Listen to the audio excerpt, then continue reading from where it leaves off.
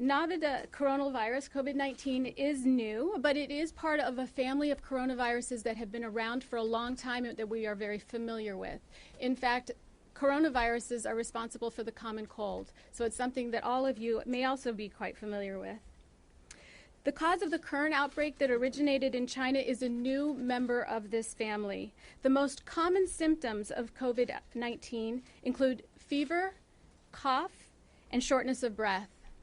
Our experience to date, though, is that most people, more than 85%, will have mild or no symptoms. Some may move to a more complicated course, including pneumonia, but that is not the most common manifestation of novel coronavirus. We're learning more about its transmission, and as I said, the most common symptoms are respiratory. Therefore, its primary mode of transmission is from coughing or sneezing, particularly when we don't cover our mouths after we sneeze or cough or don't wash our hands. There have been a limited number of confirmed cases of COVID-19 in California to date, as mentioned. 33 positive cases in California, 24 were from the repatriation flights. The other 9 confirmed cases include 7 that are travel-related, 1 due to person-to-person contact, but that was from a very close contact, a spouse living in the home, and now, as mentioned yesterday, this new case from an unknown source. This particular case could be the first possible instance of community transmission of COVID-19 in the United States, and it's here in California.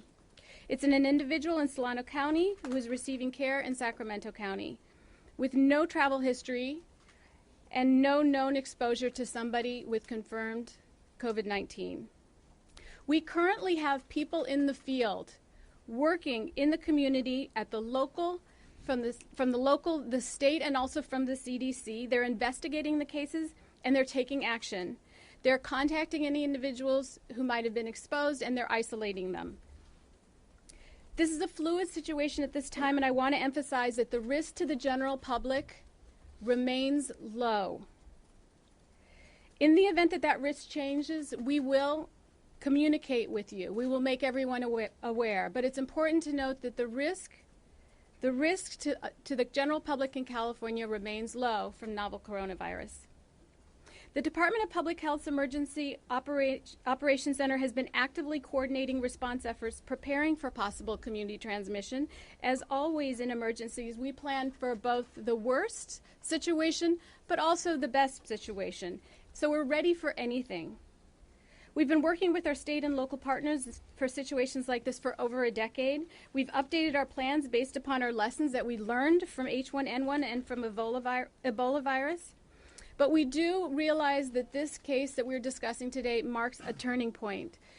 And as such, we're expanding our surveillance activities. We're increasing our laboratory capacity, as mentioned, with more testing. We're planning for increased demands on our medical system. And we're using the latest science to model and forecast the needs of our community so that we are sure we can continue to respond as we have to date.